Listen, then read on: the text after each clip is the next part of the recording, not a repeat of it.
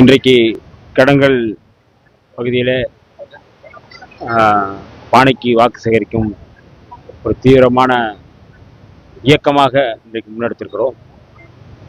திண்டிவனம் தொகுதி என்பது கடந்த 5 ஆண்டுகளில் எந்த வளர்ச்சியும் இல்லாத ஒரு தொகுதியாக இருந்தது. அதிமுகவில் இருக்கின்ற முன்னாள் சட்டமன்ற உறுப்பினர் அர்ஜுன், பாஜக, RSS, பாமக ஆதரவோடு நிற்பது என்பது இன்றைக்கு மக்கள் மத்தியிலே வெளிப்படையாக அவருக்கு ஒரு எதிர்ப்பு இருக்கிறது என்பதை நாம் புரிந்து கொள்ள முடிகின்றது.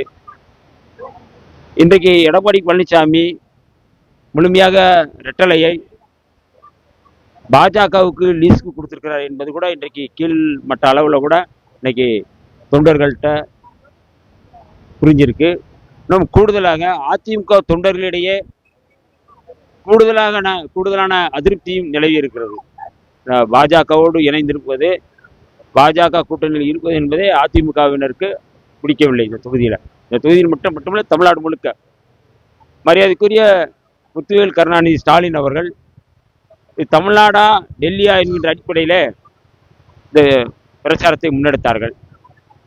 நேற்றைக்கு பாராளுமன்றத்தில் இந்த தொகுதி மறு வரையறை என்று சொல்லக்கூடிய டீலிமிட்டேஷன் என்று அந்த மசோதாவை எல்லோரும் எதிர்த்து கொண்டிருக்கும் பொழுது, பாஜகவோடு இணைந்து தமிழ்நாட்டுக்கு துரோகம் செய்யக்கூடிய ஒரு கட்சியாக அதிமுக போய்விட்டது என்பதும் இன்றைக்கு மிகப்பெரிய சோகம், அவலம்.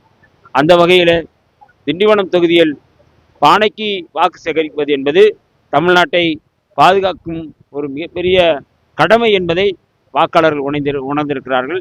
திராவிட முன்னேற்ற கழகத்தைச் சேர்ந்த அடலேர்கள், காங்கிரஸ் கட்சியை சேர்ந்தவர்கள், விடுதலை சிறுத்தைகள், மனிதநேய மக்கள் கட்சி, SDPI, காங்கிரஸ், மக்கள் நீதி மையம், கம்யூனிஸ்ட் கட்சி உள்ளிட்ட 22 கட்சியைச் சேர்ந்த செயல் வீரர்கள் இன்றைக்கு திமுக தலைமையிலான இந்த மதச்சார்பற்ற முற்போக்கு கூட்டணியை வெற்றி பெற வைப்பதற்காக, குறிப்பாக திண்டிவனத்தில் அத்தனை தோழர்களும் அத்தனை செயல் வீரர்களும் மிக சிறப்பாக கடுமையாக உழைத்து கொண்டிருக்கிறார்கள்.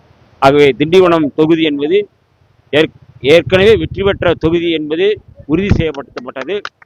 எத்தனை ஆயிரங்கள், 50,000 வாக்குகள் வித்தியாசத்தில் வெற்றி பெறுவோம் என்று நம்முடைய மரியாதைக்குரிய திமுகவுடைய மாவட்ட செயலாளர், முன்னாள் அமைச்சர் மாண்புமிகு மஸ்தான் அவர்கள் அறிவித்திருந்தார்கள். அந்த வகையில் திண்டிவனம் தொகுதி கட்டாயம் வெற்றி பெறக்கூடிய தொகுதி என்பதை தெரிவித்து வாக்காளர்களுக்கு என்னுடைய நன்றியை தெரிவித்துக் கொள்கிறேன்.